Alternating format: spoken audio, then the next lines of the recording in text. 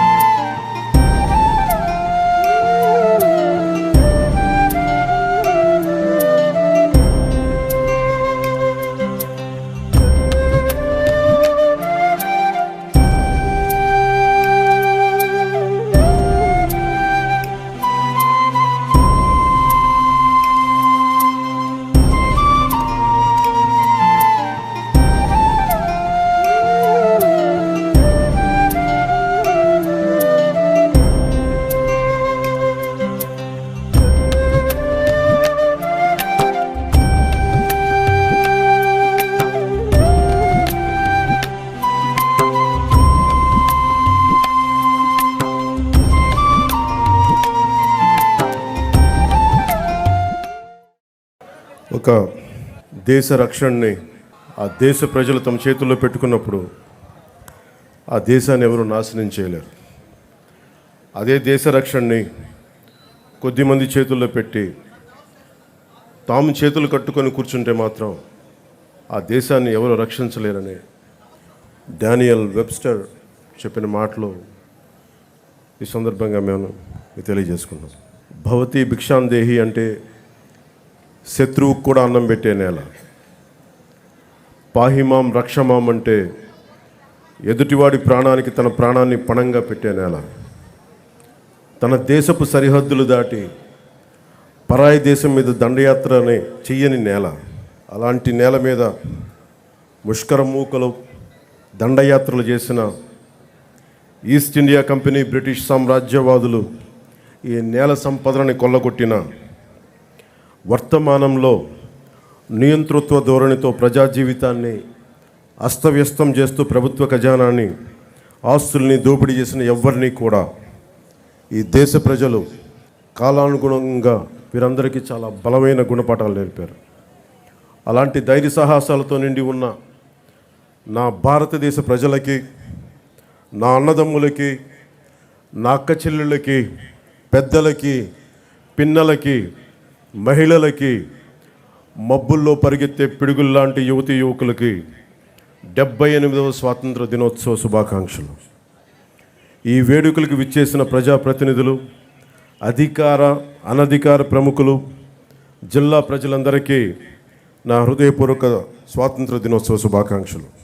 ఒక దేశపు ఆర్థిక పురోగతి దానికున్న సహజ వనరులు, మానవ వనరుల కంటే కూడా ఆ దేశాన్ని నడిపిస్తున్న నాయకుల సమర్థత, సమగ్రత, ప్రతిభ, వారి దార్శనికత మీద ఆధారపడి ఉంటుంది అని నాని పాల్కీవాలా గారు చెప్తారు.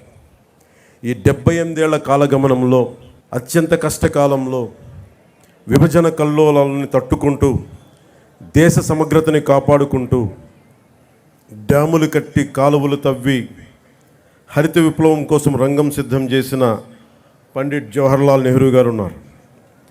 జై జవాన్ జై కిసాన్ నినాదంతో దేశాన్ని ముందుకు నడిపించిన శ్రీ లాల్ బహదూర్ శాస్త్రి గారు ఉన్నారు. బంగ్లాదేశ్ ఆవిర్భావానికి శ్రీకారం చుట్టిన అపర దుర్గాదేవిగా పేరు తెచ్చుకుని అభివర్ణించబడే ఇందిరాగాంధీ గారు మీరు హిస్టరీ కాదు, మీరు జాగ్రఫీని సృష్టించారనే పేరు తెచ్చుకున్న ఇందిరాగాంధీ గారు ఉన్నారు. శ్రీమతి ఇందిరాగాంధీ గారు ఉన్న బంగారు నిల్వలు కూడా అమ్ముకోవాల్సిన దుస్థితిలో తన మేధా సంపత్తితోటి, విశిష్టమైన రాజకీయ అనుభవంతో ఆర్థిక సంస్కరణలు పట్టుకొచ్చి భారతదేశాన్ని తిరిగి ప్రపంచ పటంలో పెట్టిన గొప్ప వ్యక్తి, దార్శనికుడు పివి నరసింహారావు గారు ఉన్నారు. ప్రతి దశాబ్దానికి భారత భూభాగం మీద దండయాత్ర చేసే శత్రు దేశాలకి, వాటిని నడిపించే నాయకులకి వారి దేశ ఆర్థిక మూలాలు కానీ మొత్తం కదిలిపోయేలా, వారి మూలాలు కదిలిపోయేలా, శత్రు దేశాల మూలాలు కదిలిపోయేలా పోఖ్రాన్లో అణుబాంబుని పేల్చి భారతదేశ స్థాయిని చూపించి ప్రపంచాన్ని నివ్వెరపోయేలా చేసిన సింహరాజం శ్రీ అటల్ బిహారీ వాజ్పేయి గారు ఉన్నారు. ఆ తర్వాత కాలంలో కశ్మీర్ నుండి కోయంబత్తూరు వరకు ఉగ్రవాదులు పేలుళ్ళు, గోకుల్ చాట్ పేలుళ్ళు, పార్లమెంట్ మీద దాడులు, ముంబై మహానగరాన్ని పట్టుమని 10 మంది ఉగ్రవాదులు దాడి చేస్తే తిరిగి అంతా దేశం అల్లకల్లోలం అయిపోయిన సమయంలో అసలు ఈ దేశం పోఖ్రాన్ అణుబాంబు పేల్చినా కూడా ఈ దౌర్భాగ్యమైన పరిస్థితి ఏంటి అని అనుకున్న సమయంలో పాత తరం నాయకుల్లా కాదు, మా దేశం మీద దాడి చేస్తే,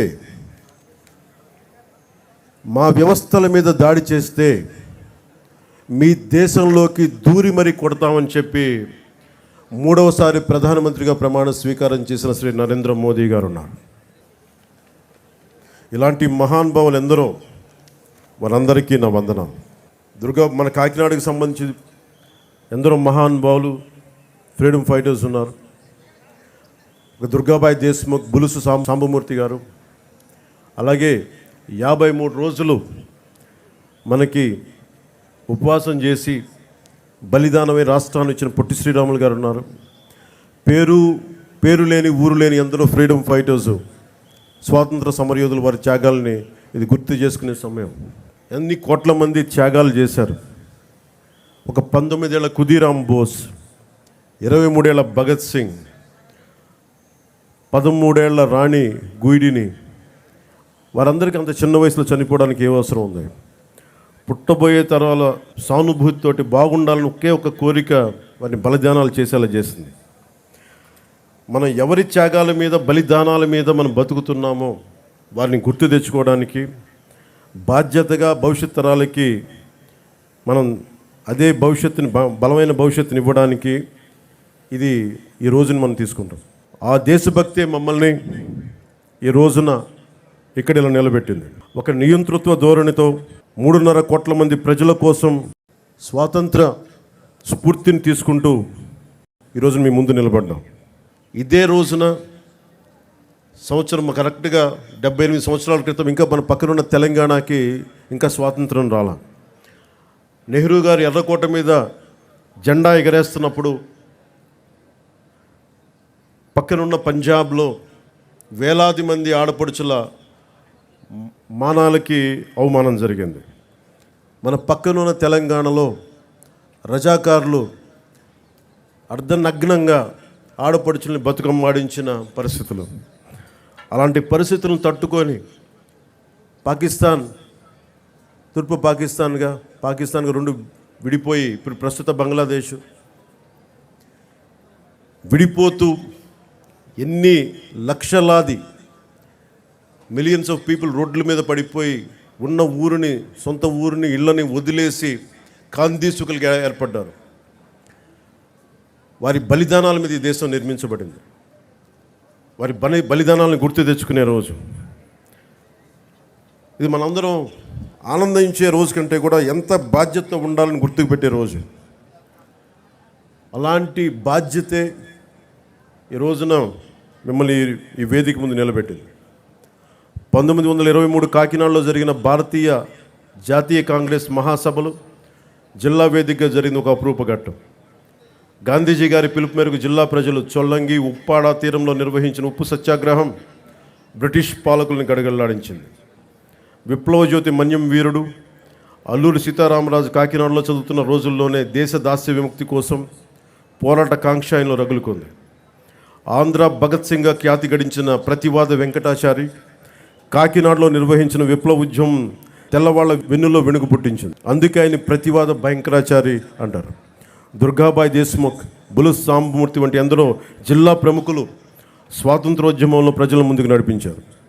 వారి ఆశయాల బాటలో కుల, మత, భాష, ప్రాంతాలకు అతీతంగా దేశ సమగ్రతకు, సంక్షేమం, సామాజిక న్యాయం మౌలిక లక్ష్యాలుగా సుపరిపాలనను ఈ రాష్ట్ర ప్రభుత్వం ప్రజలకు అందిస్తుంది.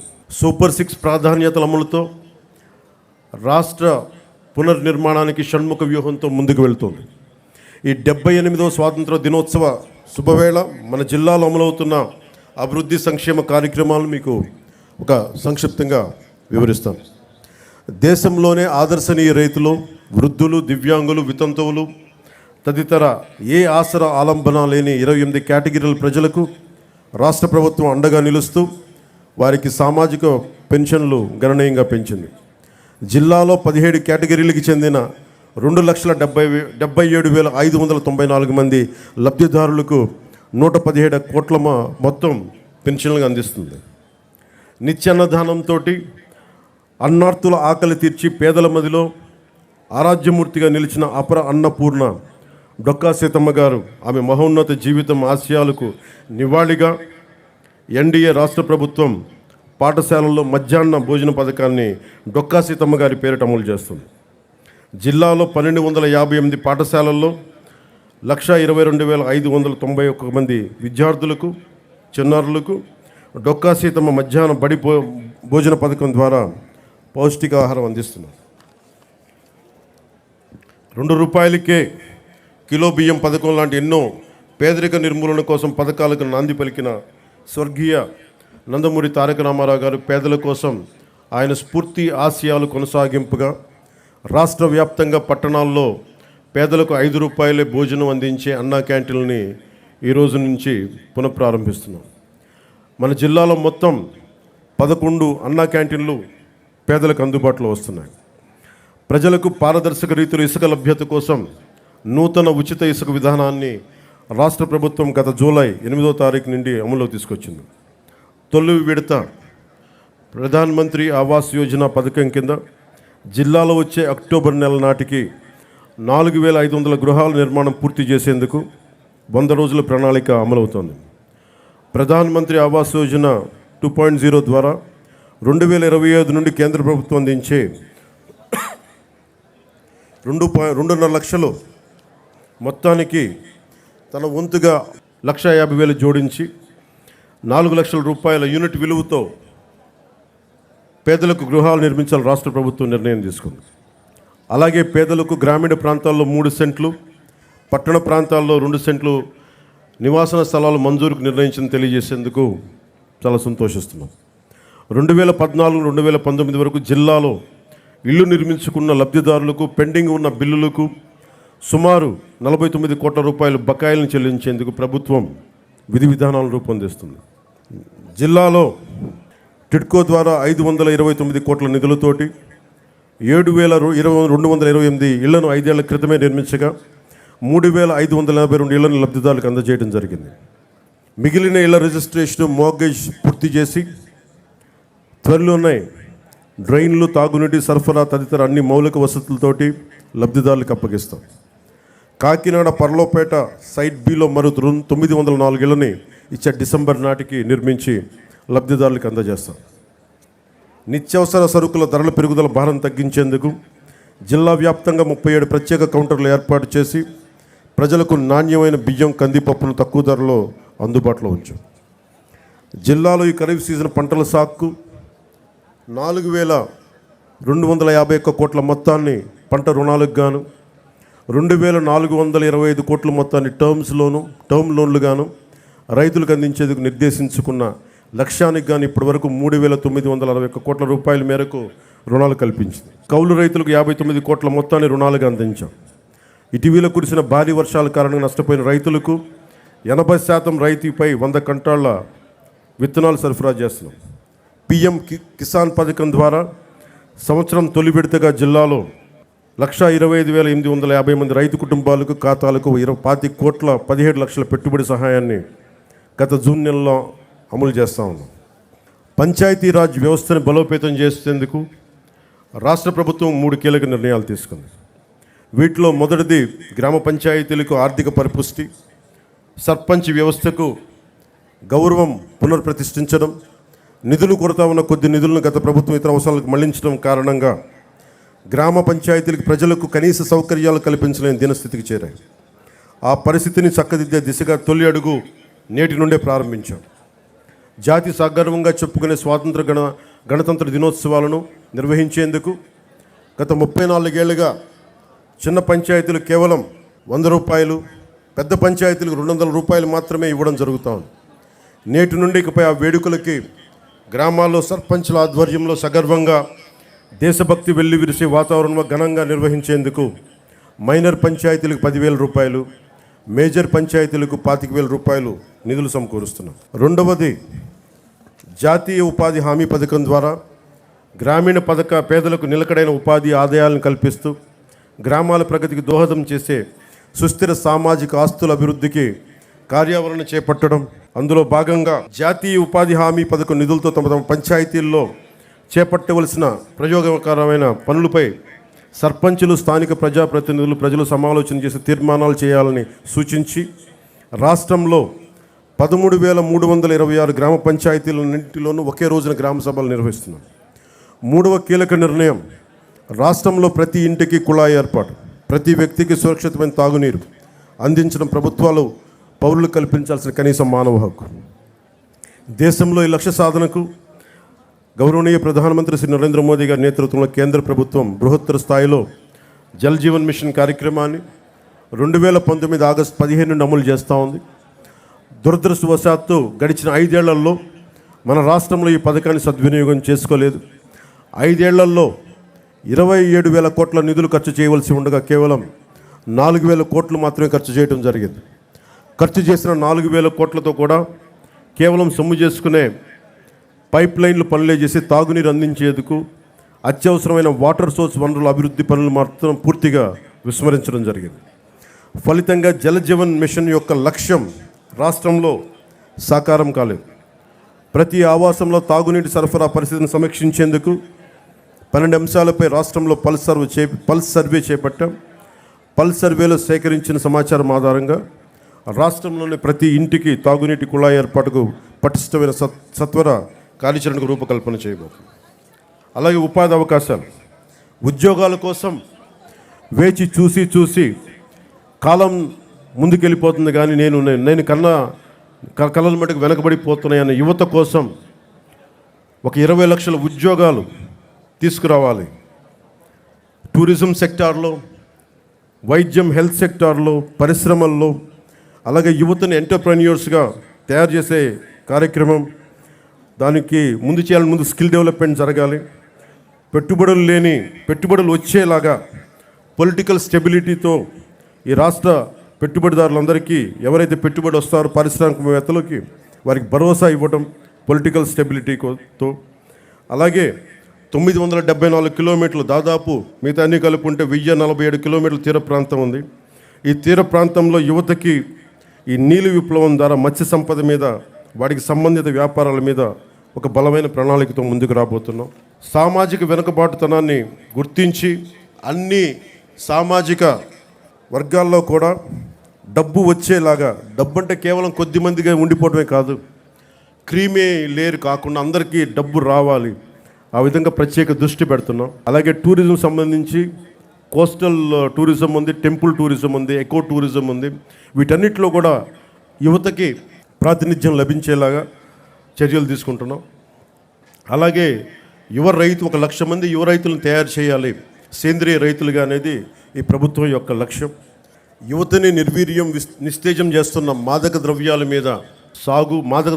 సాగు, గంజాయి సాగు, రవాణా విక్రయాలను సమూలంగా నిర్మూలించేందుకు భారత్ లక్ష్యంగా జిల్లాలో గత జూన్ నుండి నషాముక్త భారత్ అభియాన్ కార్యక్రమం ద్వారా వివిధ ప్రభుత్వ శాఖలు, స్వచ్ఛంద సంస్థల సమన్వయంతో 100 రోజులు ఒక ఉద్యమాన్ని నిర్వహిస్తున్నాం.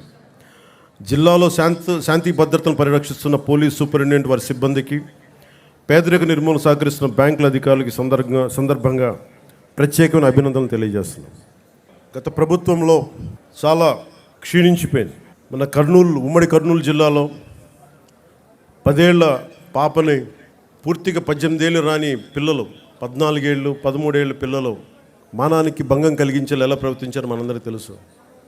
14 ఏళ్ళ సుగాలి ప్రీతికి స్కూల్కి వెళ్ళిన సుగాలి ప్రీతి తిరిగి ఇంటికి రాలేదు, శవమై తిరిగి వచ్చింది.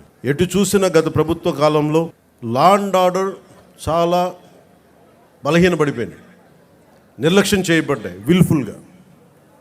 ఈ ప్రభుత్వం లా అండ్ ఆర్డర్ని చాలా చాలా బలంగా తీసుకుంటాం. ఇక్కడ లా అండ్ ఆర్డర్ సరిగ్గా లేకపోతే పెట్టుబడులు వచ్చినా కానీ వెనక్కి వెళ్ళిపోతాయి. పెట్టుబడులకి, ఉద్యోగాలకి, రాష్ట్ర అభివృద్ధికి చాలా కీలకం లా అండ్ ఆర్డర్.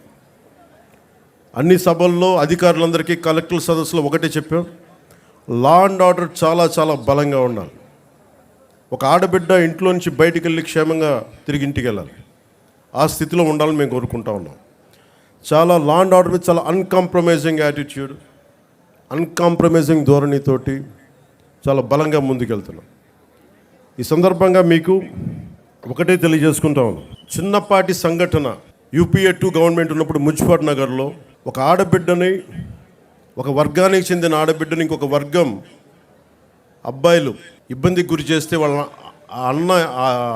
ఆడబిడ్డ అన్నదమ్ములు వచ్చి గొడవ పెట్టుకుంటే, ఎందుకు మా చెల్లిని ఏడిపిస్తున్నారంటే అది మొత్తానికి ఒక కమ్యూనల్ గొడవ అయిపోయింది. యాక్చువల్గా చూస్తే అది ఒక లా అండ్ ఆర్డర్ ఇష్యూ.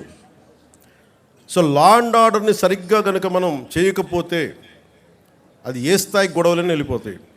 అందుకని ఈ ప్రభుత్వం లా అండ్ ఆర్డర్ మీద చాలా చాలా బలమైన నిర్ణయాలు తీసుకుంటుంది. సోషల్ మీడియాలో పోస్టుల దగ్గర నుంచి బయట విచ్చలవిడిగా మాట్లాడేవాళ్ళు, ఆడబిడ్డల మాన ప్రాణాలని ఇబ్బంది పెట్టేవాళ్ళు, దాడులు చేసేవాళ్ళు, దౌర్జన్యాలు చేసేవాళ్ళు కొంచెం జాగ్రత్తగా ఉండాల్సిన సమయం అది.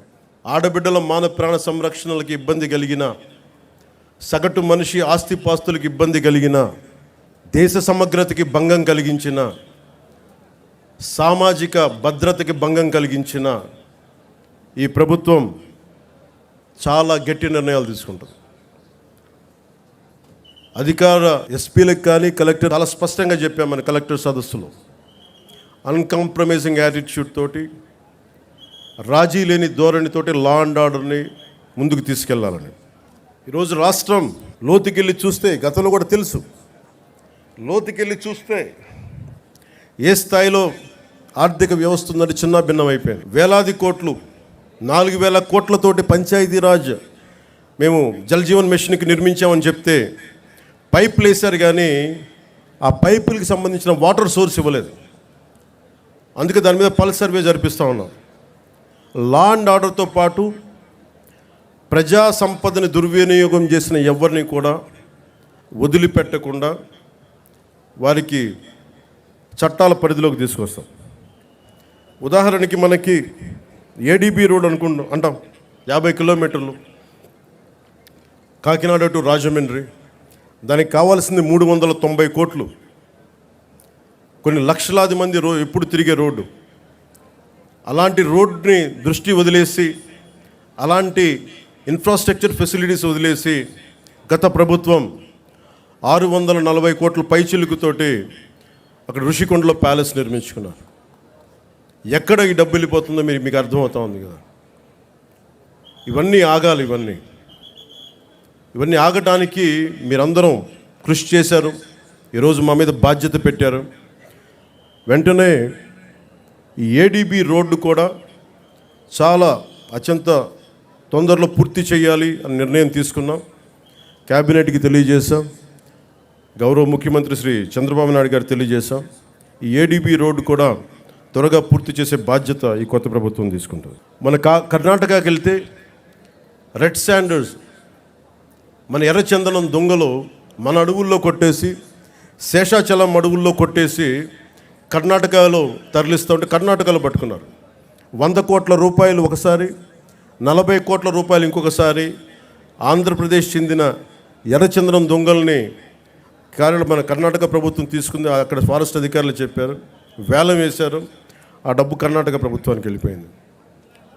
అదే 140 కోట్లు కనుక మనకు ఉండుంటే, రాష్ట్ర ఖజానాలు కనుక ఉండుంటే, ఎంతమంది విద్యార్థుల్ని అంబేద్కర్ విదేశీ విద్యా పథకానికి పంపించవచ్చు, ఫీజు రీఎంబర్స్మెంట్లు చేయొచ్చు, ఇలాంటి ఎన్నో చూడొచ్చు.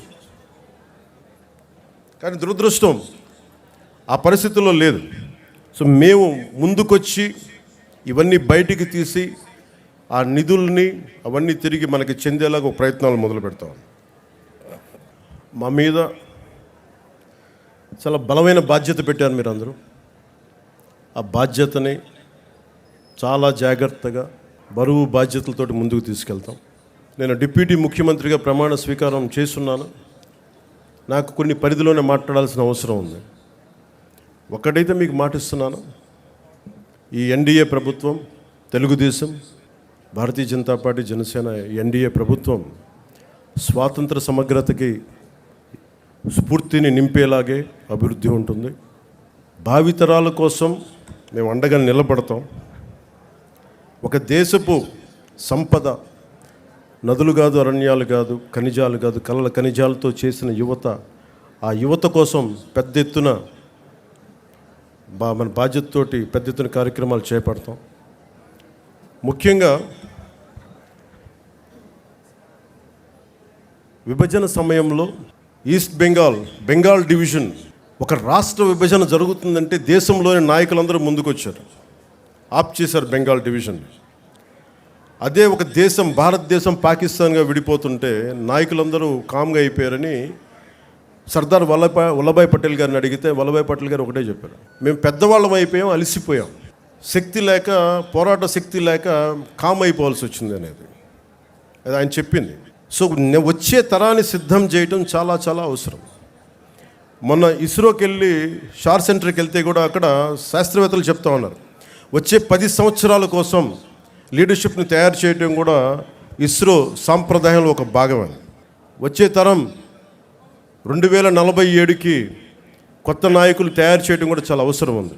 జిల్లా స్థాయిలో, పంచాయతీ స్థాయిల నుంచి రాష్ట్ర స్థాయి, దేశ స్థాయిలో కొత్త తరం నాయకులకి తయారు చేయాల్సిన బాధ్యత అందరూ తీసుకోవాలి. దాంతోపాటు మేము కూడా ఆ బాధ్యతను తీసుకుంటామని మీకు తెలియజేసుకుంటూ, భవిష్యత్తు యువతరానిదే, ఆ యువతరానికి అండగా ఉంటాం. మాటలతో కంటే కూడా చేతుల్లో చెప్పి చూపిస్తామని తెలియజేసుకుంటూ, ఈ 78వ స్వాతంత్ర దినోత్సవ సందర్భంగా మరోమారు మీ అందరికీ పేరు పేరున ధన్యవాదాలు తెలియజేసుకుంటూ సెలవు తీసుకున్నాను. జై హింద్.